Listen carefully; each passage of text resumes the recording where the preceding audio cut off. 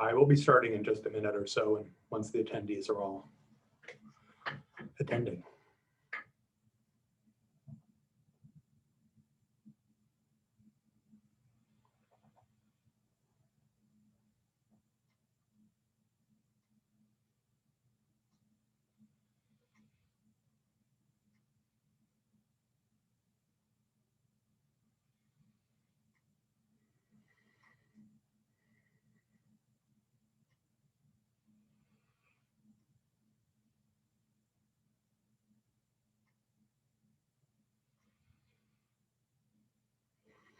I'm going to give people another 30 seconds or so to file in and then begin.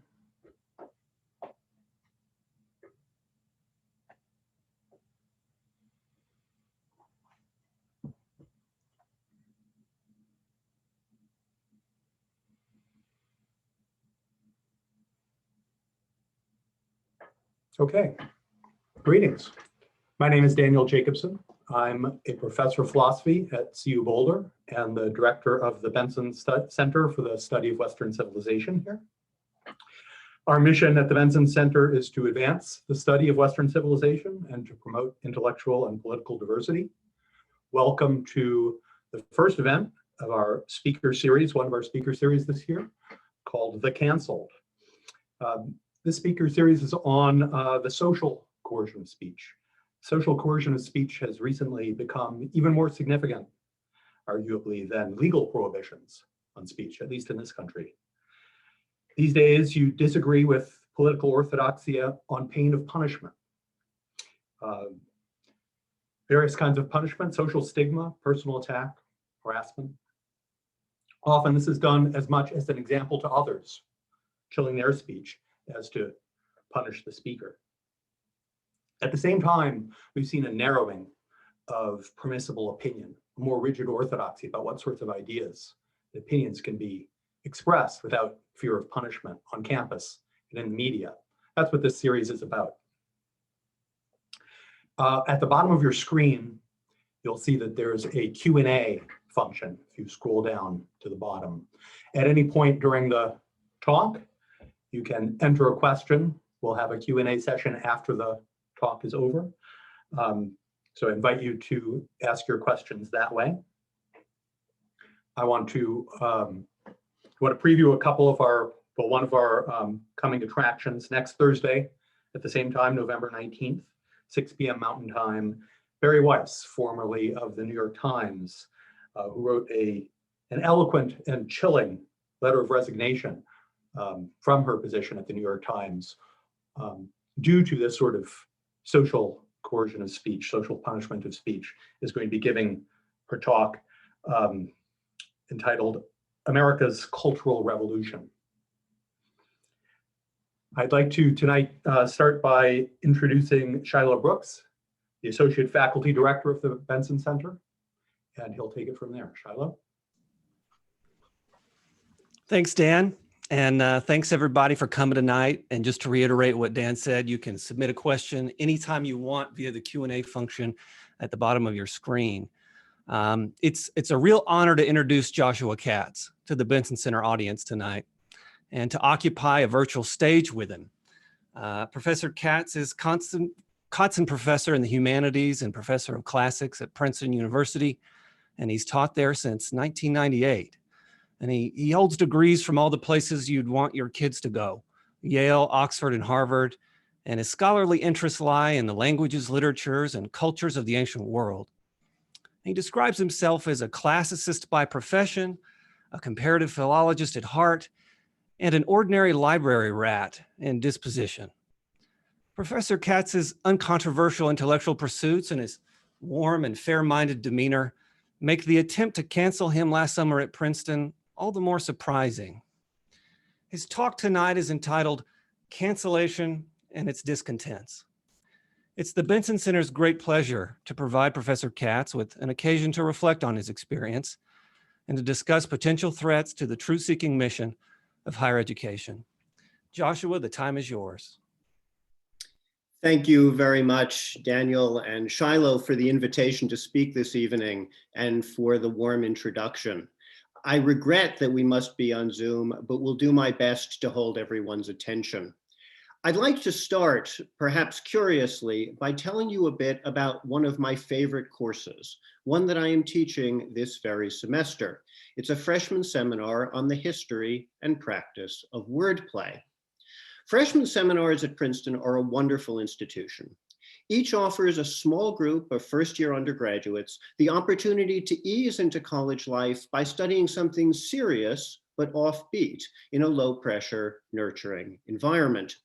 Normally, there are 15 students. This year, the cap is 12 because of the difficulties of Zoom teaching, and over the fall months, they get to know one another and their instructor especially well, learning how to construct university-level arguments while forming personal and intellectual bonds that last, in some cases, well beyond graduation. The full title of my seminar will give you the flavor of the enterprise, in terms of scope, to be sure, but also attitude. Wordplay, a wry plod from Babel to Scrabble. We really do talk about Babel.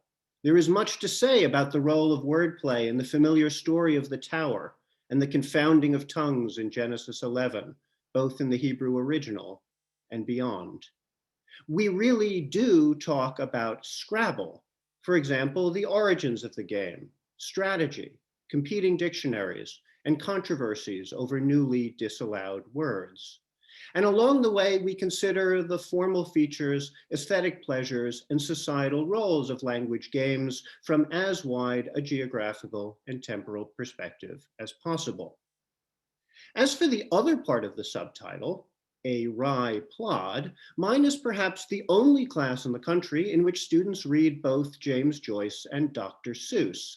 And you may notice, though this is not that easy to take in by ear, that a wry plod is an anagram of wordplay. And a very apt anagram at that, I like to think, since while plodding wryly is surely an oxymoron, the students and I spend much of our time together taking language apart, as though it were a car engine, on the grounds that understanding how things fit together makes you not only a better linguistic engineer, but a better and more creative user of language. It turns out that if you understand the statistics of a given tongue, the relative frequencies of its sounds, its letters or other characters, its words, if you understand, for instance, just how many more letter A's than B's English writers use, and how many more letter B's than Z's. If you understand that English speakers use the sounds E and Z in more or less equal measure, but both more than the sound B, and if you understand that the most common English word is the, which is a lot more common than he, which is in turn a whole lot more common than she, if you understand such matters, then you are in an excellent position to try to outwit the language, as it were, and in a best case, to produce something transcendent. The dozen wry plotters currently in my care are busily doing all sorts of delightful things. Taking inspiration from excellent poems, stories, and novels, they are creating remarkable works of playful verbal art themselves. And they're also writing academic papers that take seriously such matters as the word puzzles Voltaire and Frederick the Great of Prussia set for each other over nearly 50 years of correspondence, the connection between verbal and musical games, and the use of bilingual wordplay to reinforce or conversely break down power structures among high schoolers. What you are learning from all this is that I am a linguist. I love languages, and my degrees, undergraduate and graduate alike, are in linguistics. But my job at Princeton is in a department of classics, which is not altogether a surprise, since I have also long loved the ancient world. Still, I have, over the course of my career, careened back and forth between wearing a linguistic hat and wearing a classical one. Next semester, I will be teaching a course on Homer, whose poems we will read in the original Greek. By contrast, in wordplay this semester, my students and I have considered instead the wacky alpha to omega fact that there exist such non-standard adaptations of Homer as the late antique versions of Nestor of Laranda and One Tryphiodorus, who respectively rewrote the two great 24-book poems, the Iliad and the Odyssey, so that the first book of each was missing the first letter of the alphabet, alpha. The second book of each was missing the second letter, beta, and all the way down to the 24th, which was missing the 24th, omega. We have also read the brilliant poem Eunoia by the contemporary Canadian poet Christian Book, which plays a similar game in English while telling tales that are, broadly speaking, Homeric. And we have examined the mind-bending version of the start of the Iliad by the avant-garde American poet David Melnick, who takes the sounds of the original Greek and, as though by magic, converts them into auditorially similar words in English to tell more or less the same story of the Greeks' war against Troy, albeit with a decidedly homoerotic spin. It is a cliche to say that one's life is enriched by the existence of Homer, but I am happy to say it myself. I would not want to live without Homer. But now that I know Book and Melnick, I would not want to live without them either.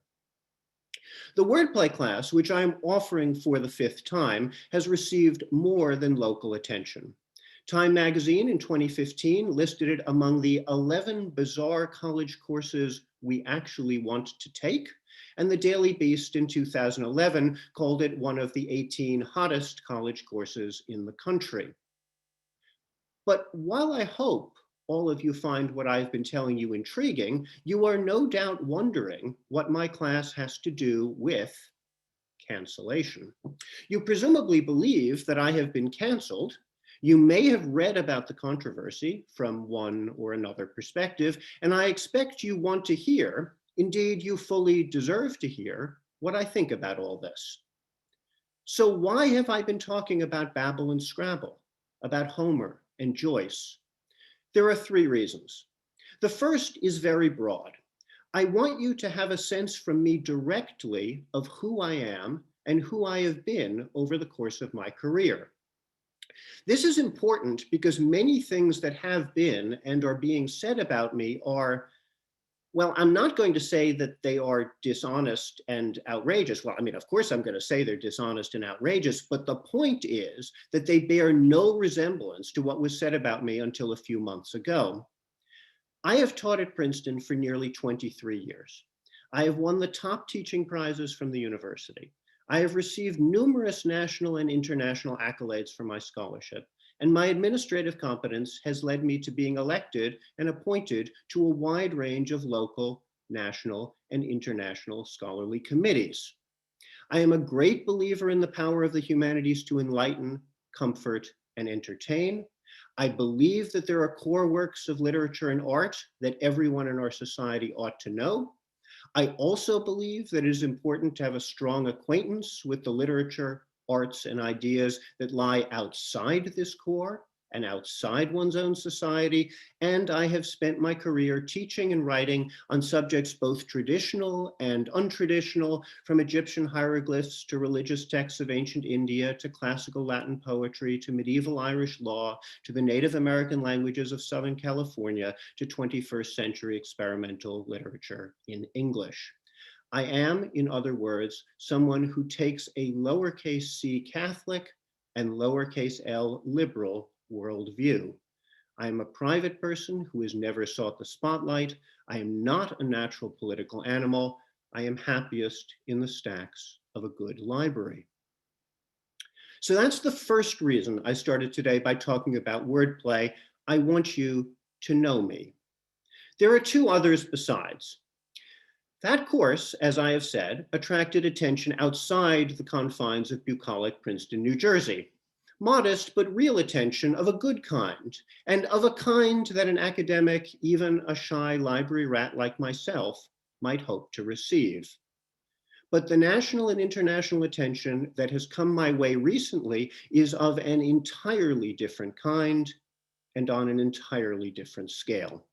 Even though it has been almost wholly positive outside my immediate geographical and intellectual domain, I was not prepared for it. I don't imagine I will ever get used to the curious combination of fame and infamy, and I do not enjoy it. And then there's the third reason for bringing up the freshman seminar. My students this semester are as passionate as any I have known. This despite being stretched over 9 hours of time zones and having little to no physical knowledge of the university they are nominally attending. But I am lucky to have any students at all. To my knowledge, before this fall, no colleague had ever told a student not to take a class with me. Indeed, I know that many colleagues, not to mention administrators at Princeton's residential colleges, have regularly played up my courses. This year, however, at least 2 incoming first-year students who had applied and whom I had admitted to my seminar were told by colleagues of mine that they should run away. Beyond this, it seems perfectly possible that some students didn't even apply after reading the many highly negative things that were said about me over the summer on the listserv for the entering class of 2024. Whatever the case may be, things have worked out just fine. And I'll take the opportunity to say the same about the graduate seminar on comparative grammar that I am teaching this semester, though only one graduate student in my department is in it, since nearly all the others are boycotting me, and therefore it, and so we'll never find out what they are missing. How on earth did all this happen? On July 4th, several hundred of my Princeton colleagues, that's a significant percentage of the faculty, promulgated an open letter to the administration with a sprawling list of requests and demands in the name of anti-racism. Now, anti-racism has quickly become a major buzzword, and you do not need to be a linguist to recognize that it doesn't have its attractive face value meaning, but instead promotes insidious race-based discrimination of its own kind.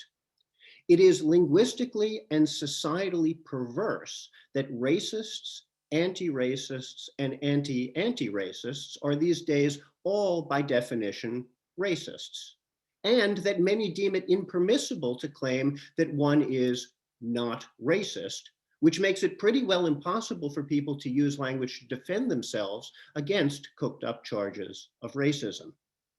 In any case, the Princeton letter is an embarrassment. Yes, some of the 48 requests and demands are sensible. I will be very glad if the university makes admissions fee waivers transparent, easy to use, and well advertised. Other requests and demands take a side on issues that have been in the air for a while and about which reasonable people of goodwill will disagree.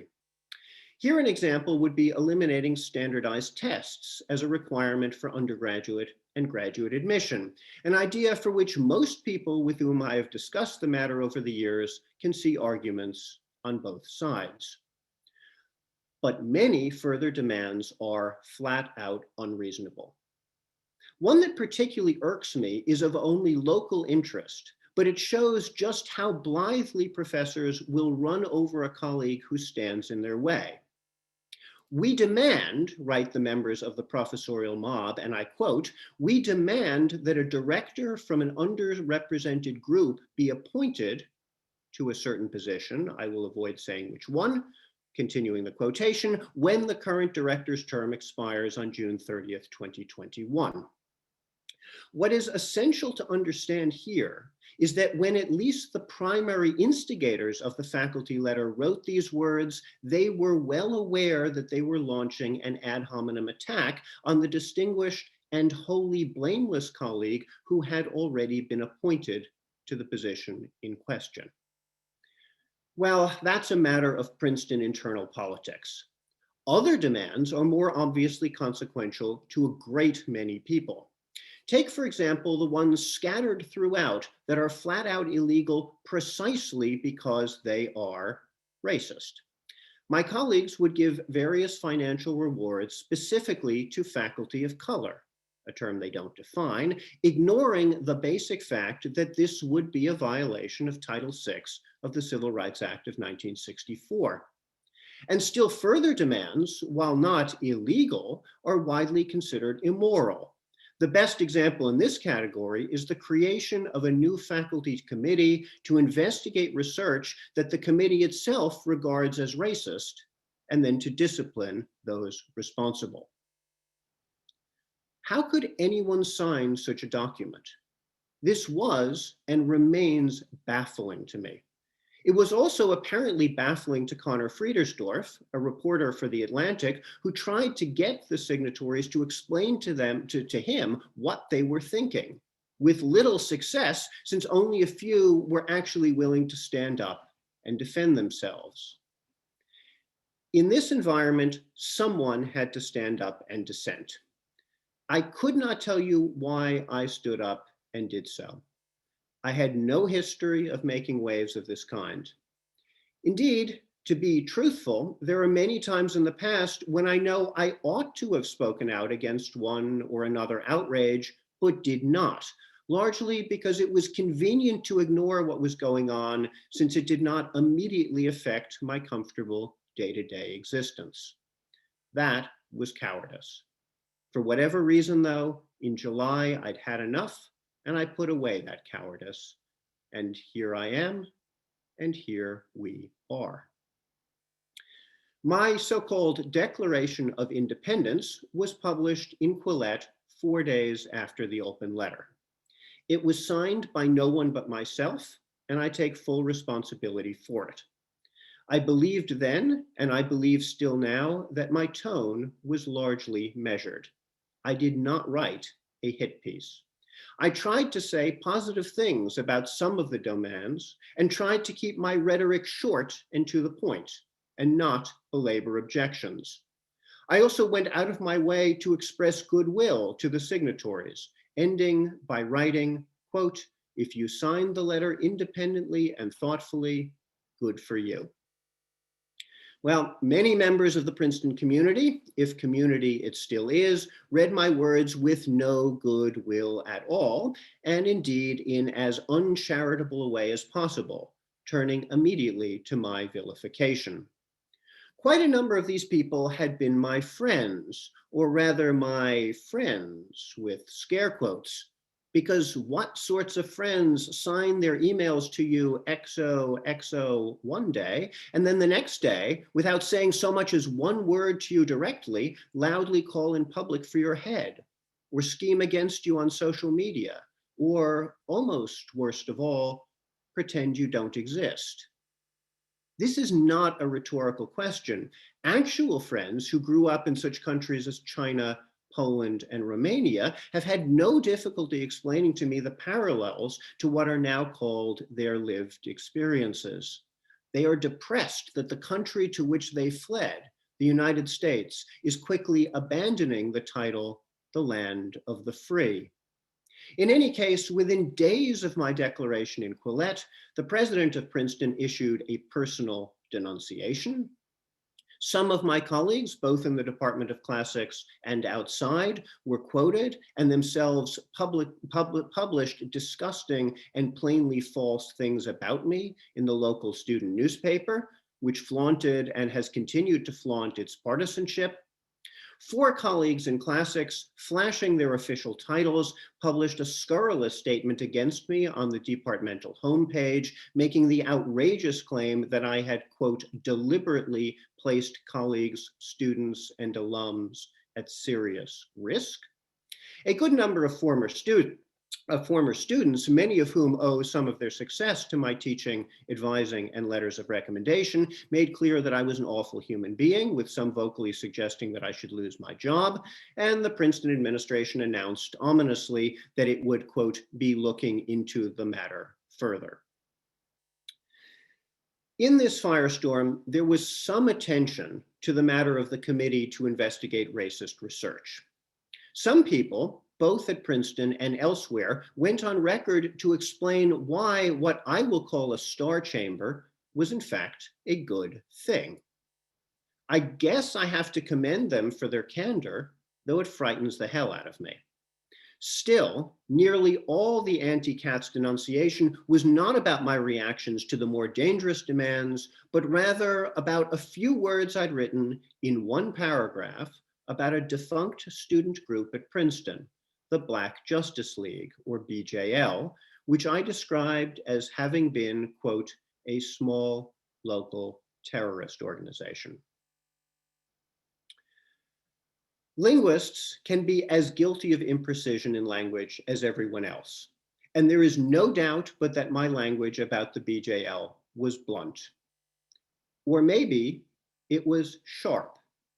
The fact that the same few words can be characterized as both blunt and sharp, which, if one were talking about a physical tool, would be an oxymoronic impossibility, goes to show just how dangerous it can be to use words at all, to allow oneself to be quoted as saying anything. It shows just how easy it is for people to be misunderstood. I understand why some people didn't like my description of the BJL, but I and others don't like many things the BJL did. And I did think about the phrase before enshrining it in print. The original terrorists were the Jacobins, known to all for their role in the Reign of Terror. Though when one uses the term terrorist now, it is rarely with reference to the French Revolution. And this should not come as a shock, because language changes. It changes all the time. And words can acquire senses through metaphor and other processes that they did not have before. These changes can be contentious, no doubt about it. There will always be periods before something is fully settled when people disagree sharply over one or the other usage. For example, right now over the definition of the English words man and woman, which were not seriously controversial only a few years ago, but are now a lexical and social hot potato. More to the point, we have for 4 years been hearing the phrase, President Trump is a Nazi, though no one who says this believes that he is a member of the American or any other Nazi party. This is metaphor at work. Some find it appropriate, some find it annoying, but most people shrug their shoulders and move on. One more example. Ayaan Hirsi Ali, who knows all too well what non-metaphorical terrorism is, tweeted the following this summer. In fact, she tweeted it on July 14th, a date of some interest to Jacobins. Here's what she wrote, quote, "The New York Times was once a great paper. Not anymore. It is now held hostage," note the metaphor, "by a small group of censorship terrorists," note the metaphor. Yesterday, they hounded out James Bennett, and today it is Barry Weiss who must leave. Who is next? Indeed, who is next? Well, you will all be able to hear from the amazing Barry Weiss herself a week from today when she is giving the next lecture in this Benson Center series. But back now to the BJL, which I not even a week before Ayaan Hirsi Ali's tweet had labeled a terrorist organization. The BJL was active on the Princeton campus from 2014 to 2016, during which time it went after one fellow Black student with particular vigor, verbally vilifying her in public, calling her all sorts of unsavory names, and accusing her of, quote, performing white supremacy. Other students, as well as faculty and administrators, the BJL accused, without evidence, of being racists and white supremacists. You will all have watched videos from the summer in which Black Lives Matter protesters went up to or surrounded people who were eating peaceably and demanded unpeaceably that they raise a fist in solidarity. This is the sort of thing that the BJL did. While the BJL did not resort to physical violence, by acting aggressively against those who did not agree with the group's goals, and by wantonly using epithets like racist, epithets that strike fear even in the strongest and most upright members of society, the BJL worked actively to stifle dissent. Its members' speech may be protected by law, but they were terrorizing. Still, let's say that you believe that I was wrong to call the BJL a terrorist organization, that I was being imprecise, either by employing an inappropriate metaphor or, as some have suggested, by being hyperbolic. In that case, let me suggest that you be very careful about how you express yourselves. Because if you think you can escape the woke juggernaut, you are mistaken. The curse of Babel, the curse of misunderstanding another's language, whether willfully or not, will turn on you too, and possibly just for uttering one unorthodox syllable, or a wrong word, or, God forbid, an unfashionable idea. In the article in The Atlantic that I mentioned earlier, a fellow Princeton professor, quote, chided the author for his questions, telling him that, quote, it is disappointing to me that in a fairly detailed and comprehensive letter concerning anti-racism, journalists such as yourself and others have seized on a single detail and created more discourse about it than about 97% of the rest of the letter. Okay. And it is disappointing to me that so many of my colleagues have seized on a single detail in my piece and created more discourse about it than about, well, I'm not going to do the calculation, but you get the idea. Nor is it a matter of merely ignoring context. I have an axe myself to grind when it comes to imprecise language, specifically the imprecise language of my critics. Commentator after commentator among Princeton students and faculty, some of them just in the past few weeks on national television and in the pages of the Daily Princetonian, commentator after commentator has claimed that I called students terrorists. I did not call students terrorists. It's not just that I spoke of no one by name, I said nothing about current students. I spoke about alumni, people who had once been Princeton students and belonged then to an organization that has not existed for 4 years. When a university wants to look into something negative that a professor says about alumni, never mind something accurate about alumni, something has gone seriously wrong. And when my critics continue to claim that I said things that I did not, that shows an inexcusably cavalier attitude to truth. You may recall that a few minutes ago, I spoke of the support I have received for my words, of the positive reactions to my declaration in Quillette, and later in July in the lead op-ed one Monday in the Wall Street Journal, as well as here and there on radio and television. Indeed, there has been an outpouring of support, and I am in the uncomfortable position of being a pariah in my department and in my discipline, but anything but a pariah everywhere else. The attention my case received in the non-local media was almost entirely positive, with the editorial board of the Wall Street Journal and the Foundation for Individual Rights in Education leading the way, with the American Council of Trustees and Alumni naming me a hero of intellectual freedom, with columnists and pundits in papers and magazines and podcasts here and abroad chastising Princeton, and with Matt Taibbi being his usual devastating self in a wildly funny but deeply depressing piece titled, "The Left is Now the Right." My case was even alluded to on the floor of the United States Senate. The good news is that the ratio is 75-1 of positive to negative email messages, letters, texts, and phone calls that I have received from politicians, academics, and shopkeepers, from conservatives, liberals, and centrists, and from white people, Black people, and those who are neither.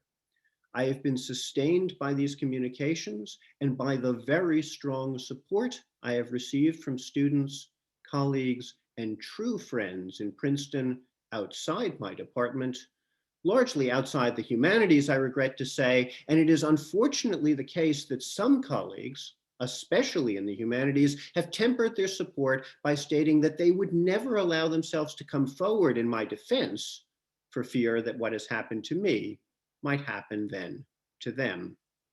Still, while the classicists have behaved abominably, it's nice to know that all of academia is not yet lost. At Princeton, I'm glad to say, all will not be lost as long as the university sticks to its own rules and regulations.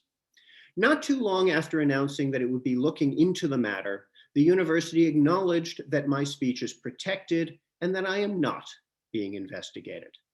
And indeed, it had to do so for a reason that is as simple as it is important. In April 2015, Princeton became, by formal vote of the faculty and with the support of the president, the second institution of higher education in the country after the University of Chicago to adopt the so-called Chicago Principles of Free Expression. These same principles are legally enforceable.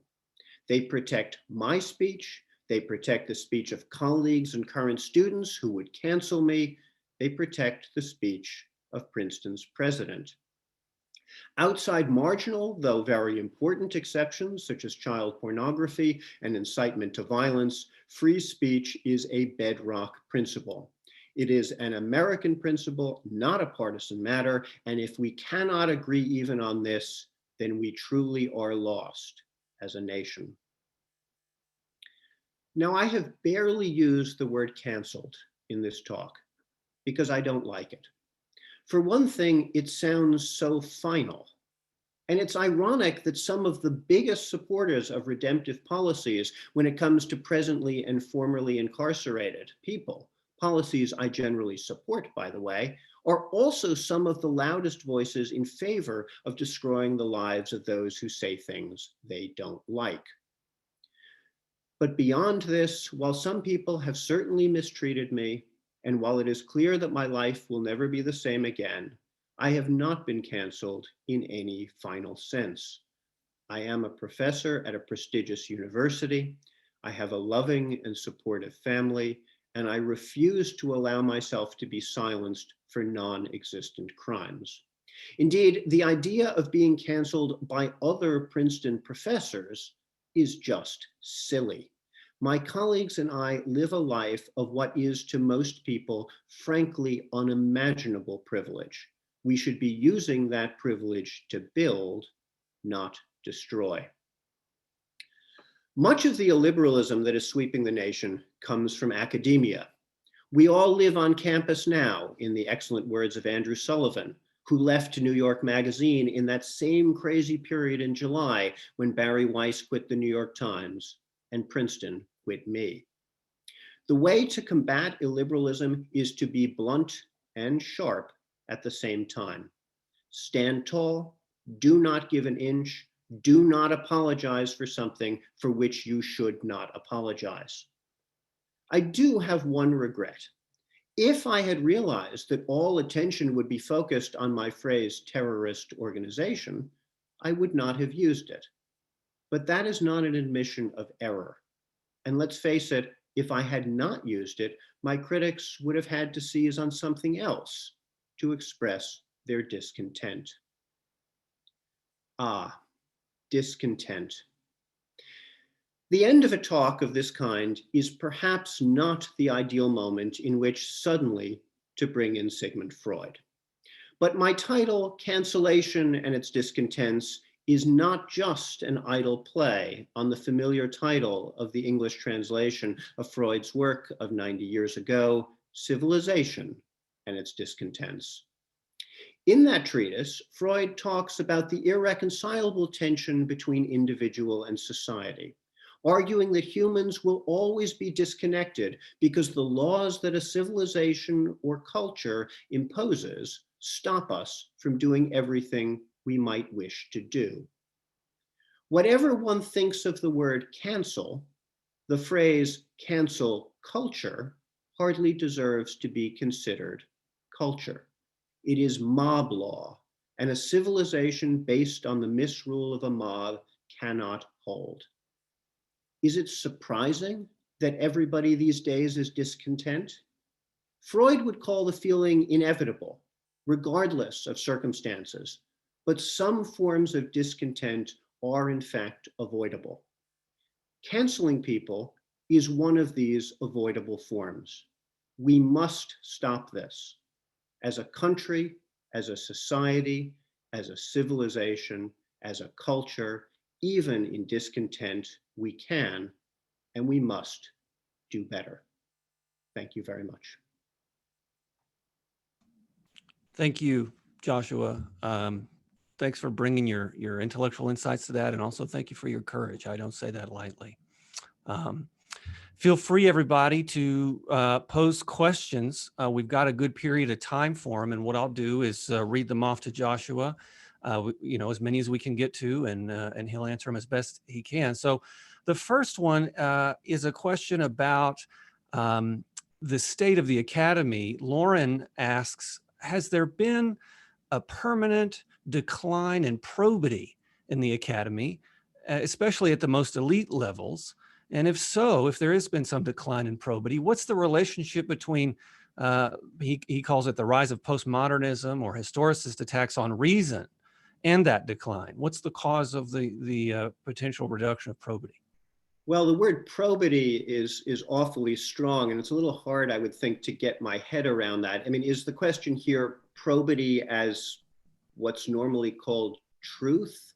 I mean, I'm now throwing this back at you. I'm a little uncomfortable using the word probity because it sounds very, I guess, legalistic. But if I were to convert that into truth, well, it is no secret that most people now have a much more relativistic view of the world. I mean, most people in the American Academy, in the so-called Western Academy, have a much more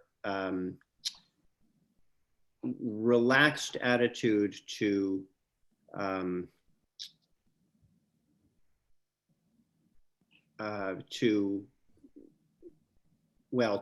set truth than they used to. And to some extent, in fact, I would say to a very large extent, that's okay. I mean, it's a good idea to contest received wisdom. It's a good idea to wonder that the truths that one has learned may not, in fact, be entirely correct. But the idea that there is no such thing whatsoever as truth out there in all sorts of subjects, from English to physics, is, shall we say, highly contestable at best. So yes, I would say that this has contributed.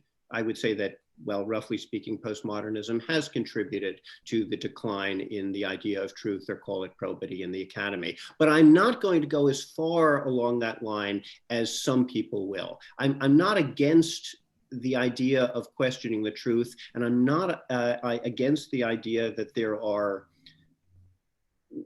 fuzzy areas that can be looked at from multiple perspectives, as some people are. Mm-hmm. Yeah. Yeah, there's a related question here that might open this one up some. The questioner asks, why do you think science and math professors are less likely to join into these protests? Of course, at Princeton, there's a very well-regarded mathematician who has written widely on this, who we may want to mention. But this person says, my children have majored in science at Princeton, and they send me Prince pieces in which that had faculty signatures, and they were always so proud that science and math professors were not jumping on the bandwagon, and they also thank you for your bravery. So can you reflect on, and this is related to the first question, can you reflect on this phenomenon in STEM in particular? Yes, well, I'm not really the person to talk about this, but the mathematician in question here is Sergiu Kleinerman. I mentioned the name Romania in my talk. I said that colleagues and friends from such countries as China, Poland, and Romania have explained to me something about the totalitarianism that they left and how much they're afraid of the United States these days, as opposed to when they arrived here. And Sergiu Kleinerman is one of these people. If you have not read his many recent pieces in, I don't know, Quillette and Newsweek and perhaps some other places as well, I urge you to do so.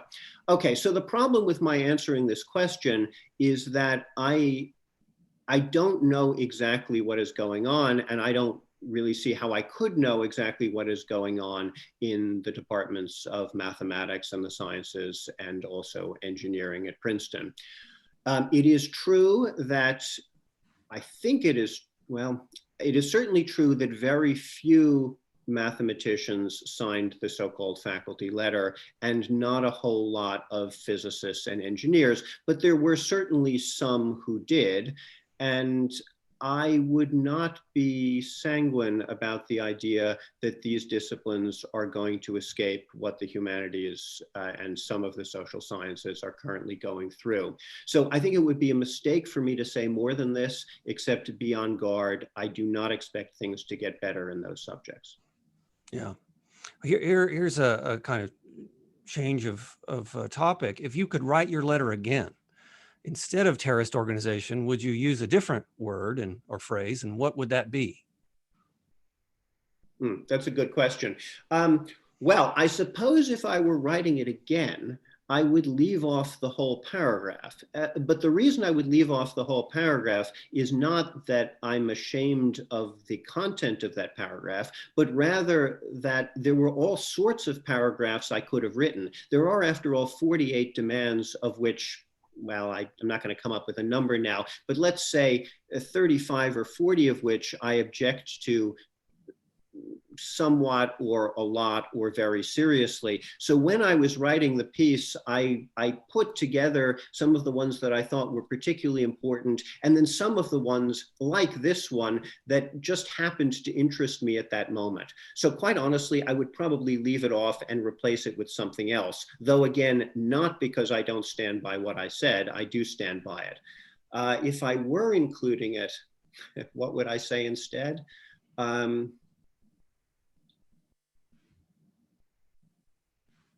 A small local organization of aggressive agitators. I mean, that sounds awful. I'm sure that I could come up with something better if I really thought about it. It all comes down here, of course, to that one word, terrorist. So one has to come up with some word or some phrase for making more than a nuisance of oneself while not actually doing something perhaps that is illegal. It's a fine line. Yeah, yeah. Good. Well, let me move on to try to get through as many of these as we can. Flynn asks that the curriculum of the university, in Flynn's view, should be training students and their teachers in free expression. What can we do pedagogically to help members of the university learn to treat controversial topics with civility and good faith? And there are a number of questions here, just so I can kind of get them all at once, that ask you, what can we do to elevate discourse? What can we do in the academy to push back against this pedagogically?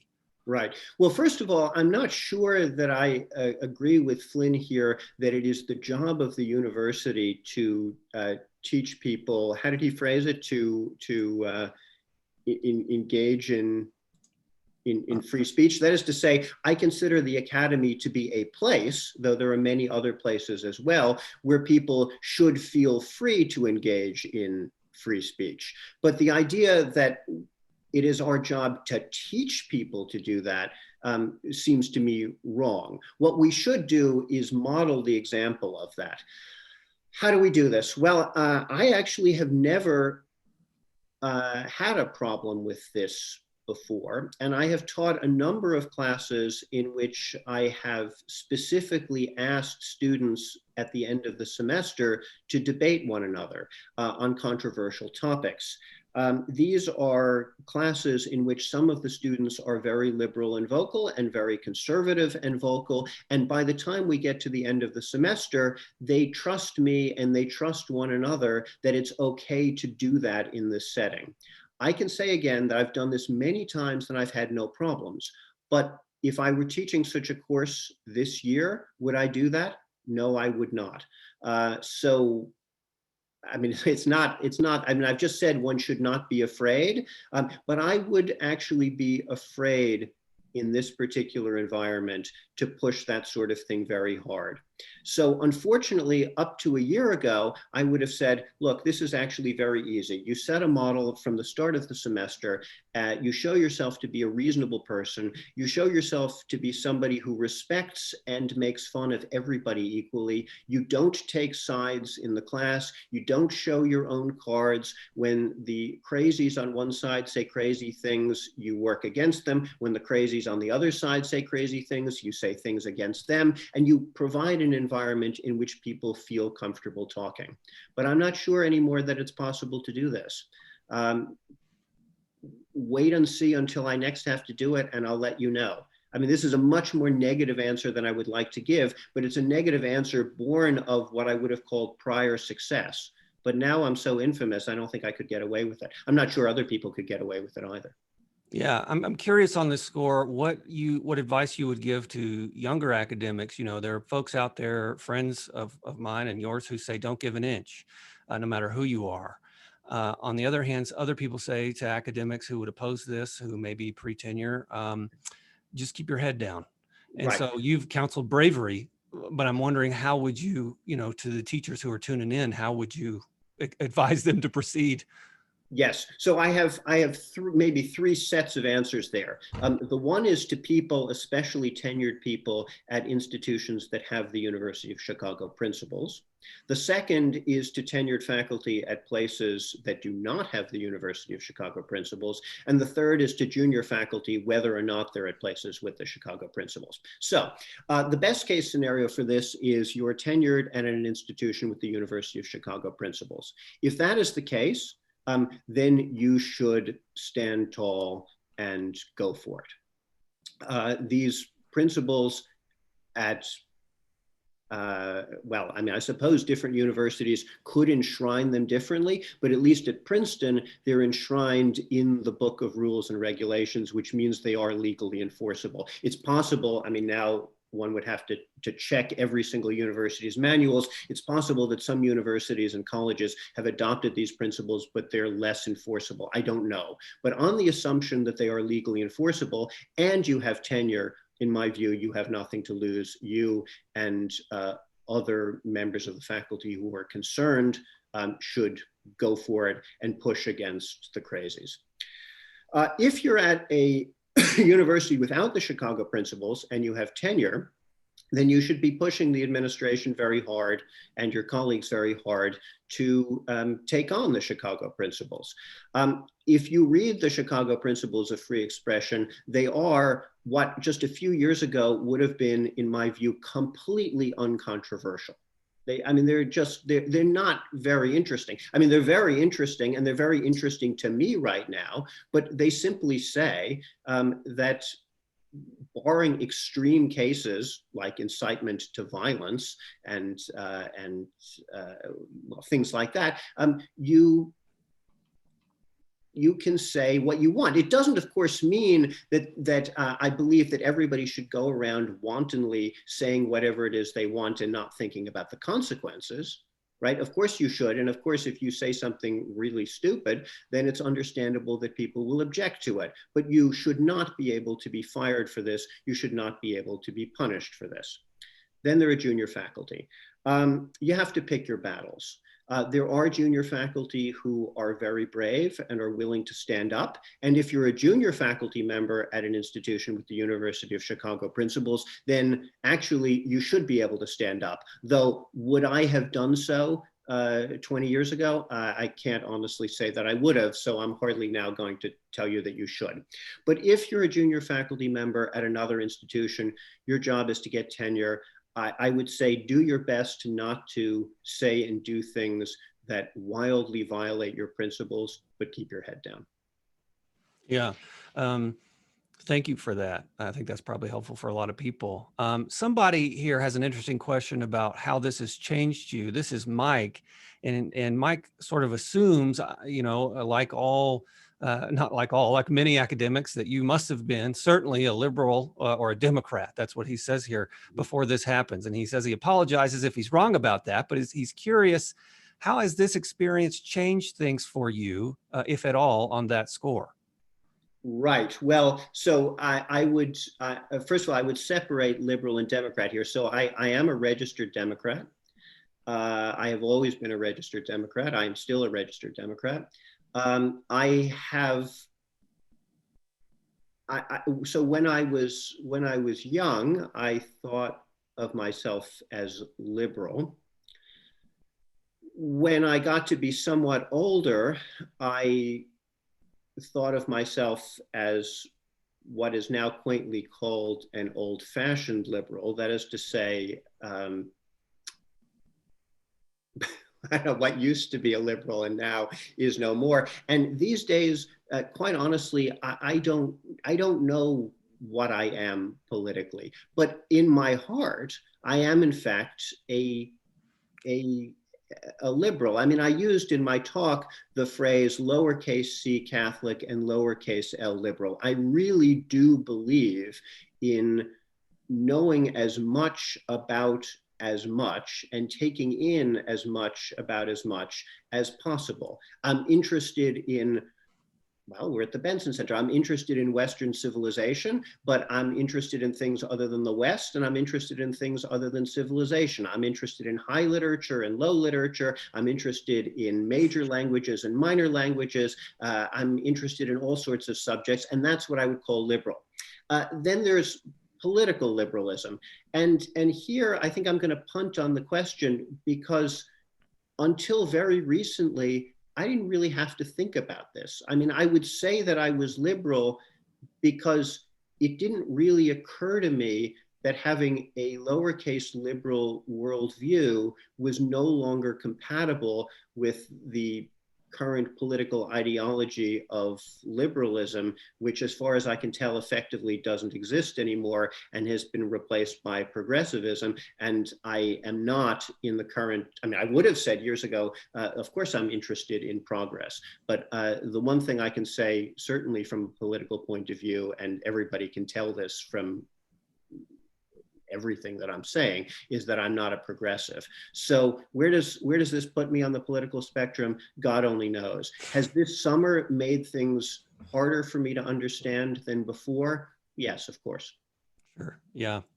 So somebody here wants to hold your feet to the fire a little bit more on the language, given that you Sure. addressed the terrorist comment. They say, later in that same paragraph where you use the phrase terrorist, you use the phrase baying for blood and the word evil.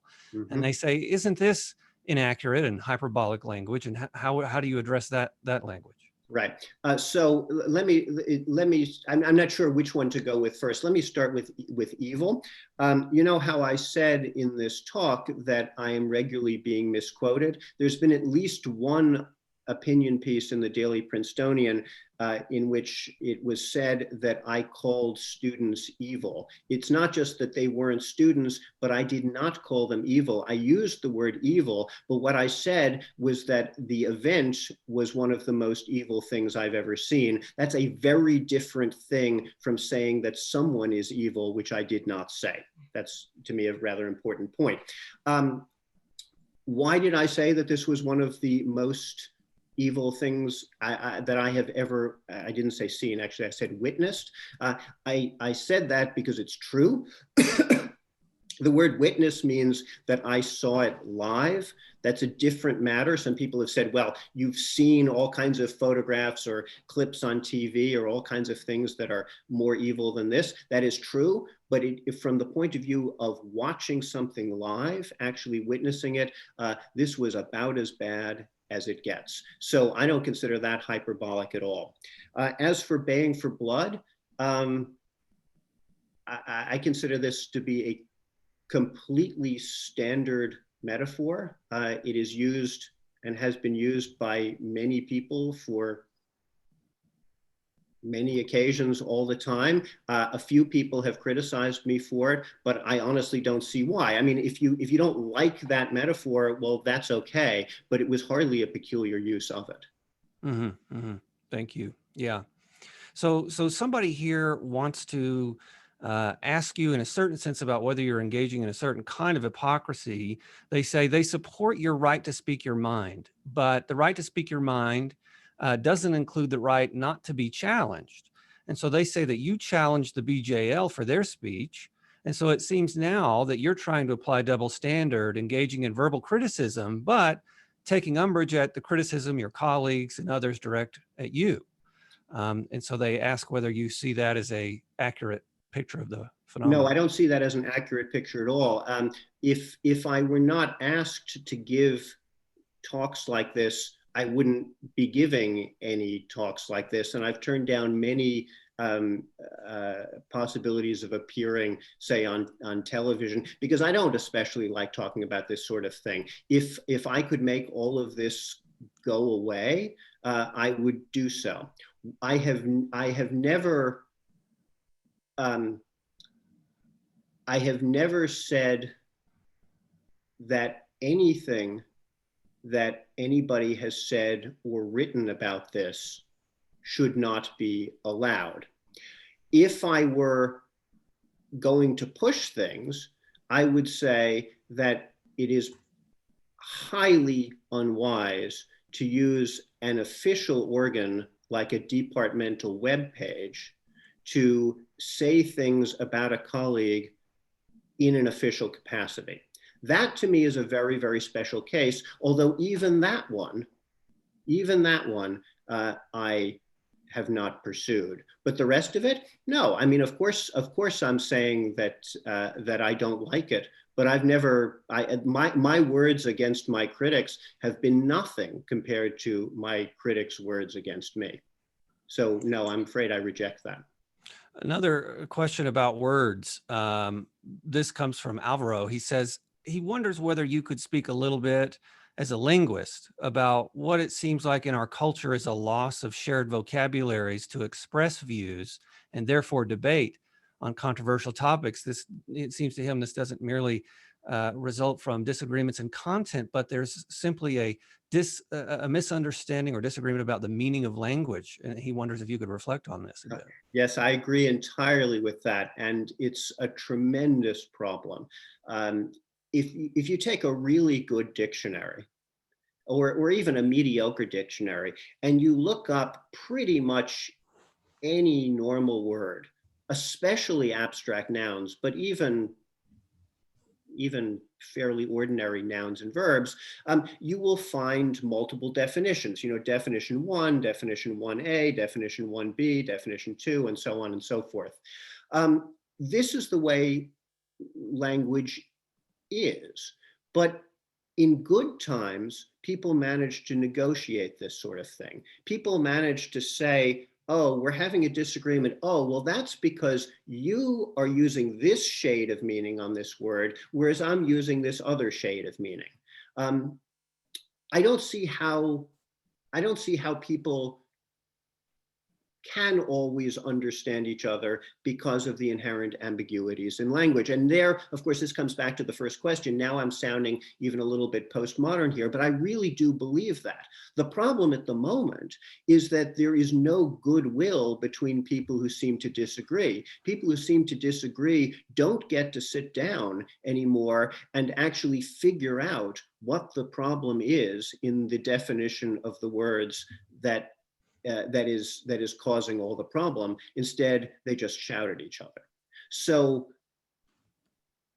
I agree entirely with the person who asked this question that this is a very real problem. But the problem is not, I think, so much in the vocabulary as in the inability of people in the current climate to discuss where the differences in their understanding of vocabulary lie. Mm. So somebody asks here, a more social question. Do you think that your identity, your race, gender, academic status played a role in how people received your letter? Has that colored, the reception of your letter and the response to you in a way that, you say, for example, in the prelude to your talk and in the abstract, that you are an extraordinarily lucky man to teach at Princeton, to be. That's true. And so the question involves, how has that identity, in quotation marks, sort of white male teaching at Princeton, affected how your letter's been received in your view?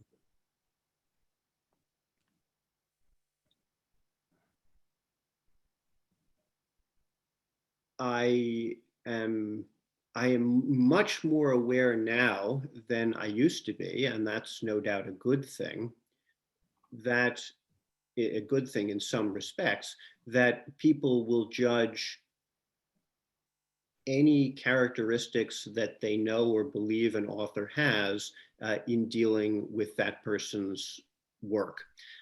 There's not much that I can do about that. And so I don't worry a whole lot about that. I am who I am. I try to be honest about who I am. There's no doubt but that I occupy a very privileged position.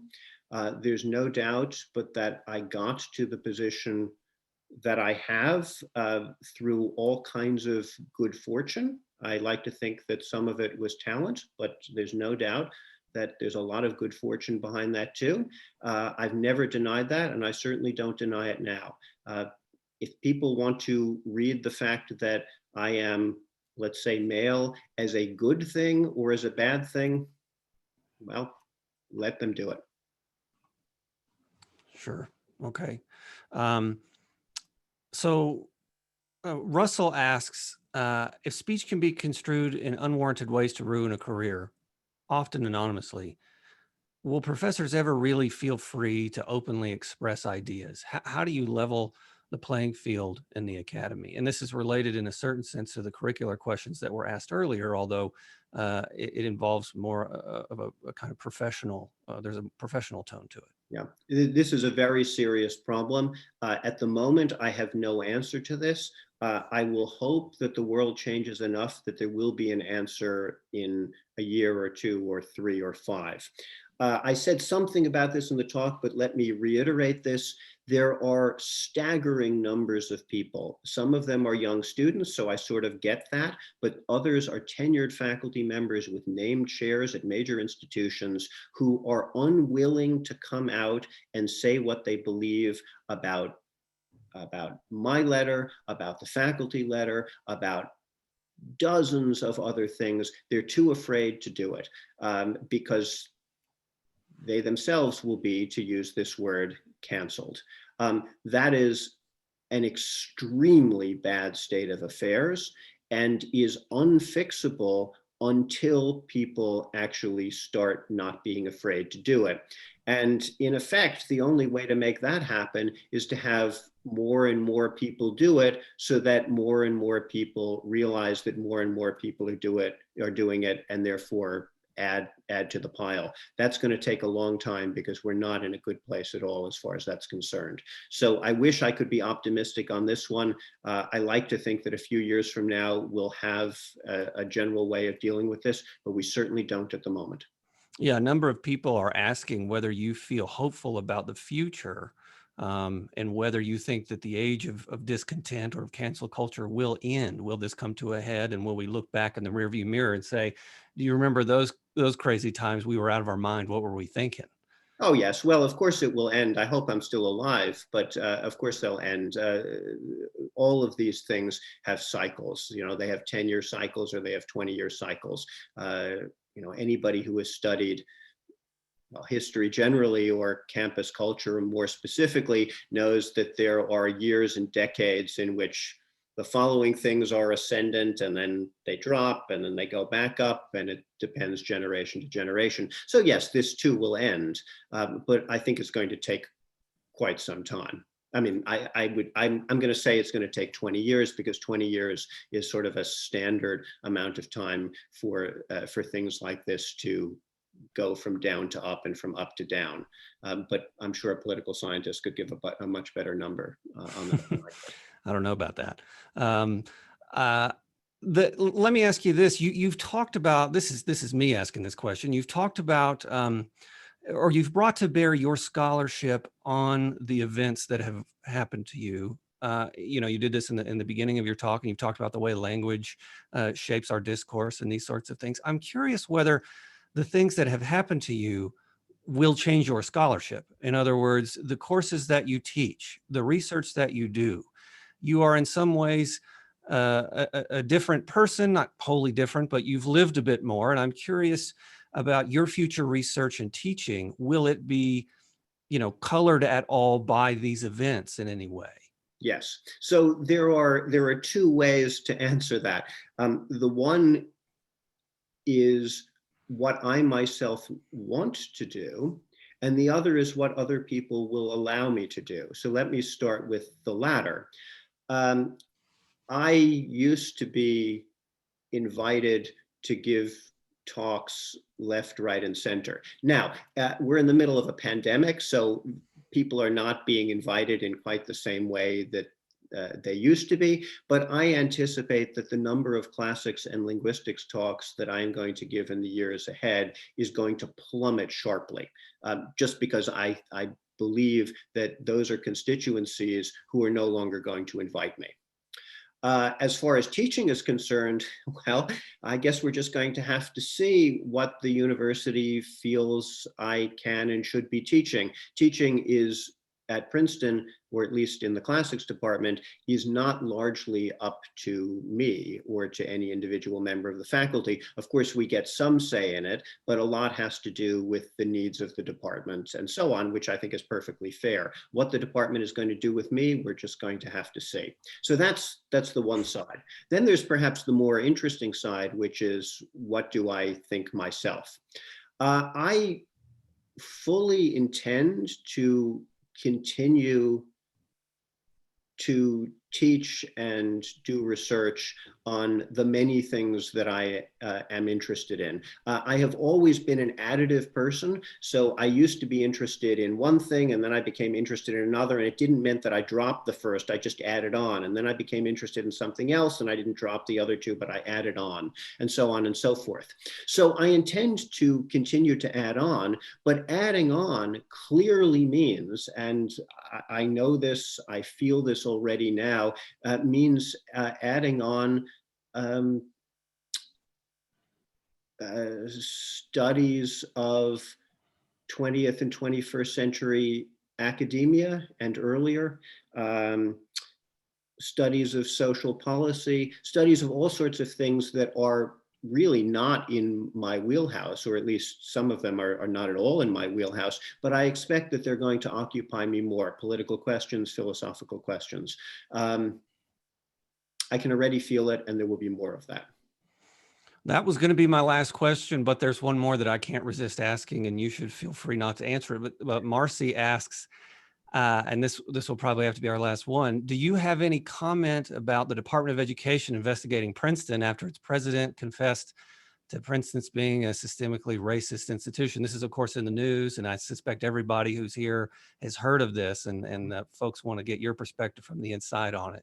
Sure. Well, this isn't so much an inside perspective as what I would call a reasonable perspective, though I haven't heard anybody articulate it. There seem to be two camps. The one camp says this is preposterous, it is politically motivated. The other camp says Princeton was asking for it, so go ahead.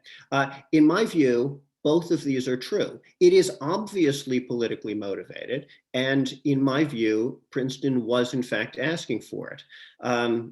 What's going to happen now? Well, I am assuming that on January 20th, we're going to have a new president. I assume that the new president is going to reshuffle the Department of Education and many other things, and I imagine that this particular issue will go away. And because I see both sides of this question, I think that's both a good thing and a bad thing. So I feel very even-handed on this. I was pleased in a certain way that the Department of Education did this, because I think Princeton was asking for it.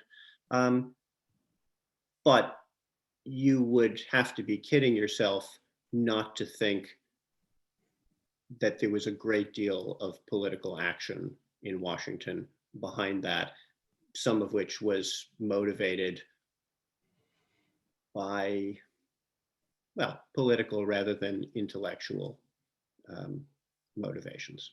Yeah. Well, thank you, Joshua, for your insight. Thank you for your courage. And thank you for talking to us at the Benson Center for the Study of Western Civilization tonight. Next week, folks, Barry Weiss will be here. Everybody have a great evening. Thank you so much. Thank you for having me.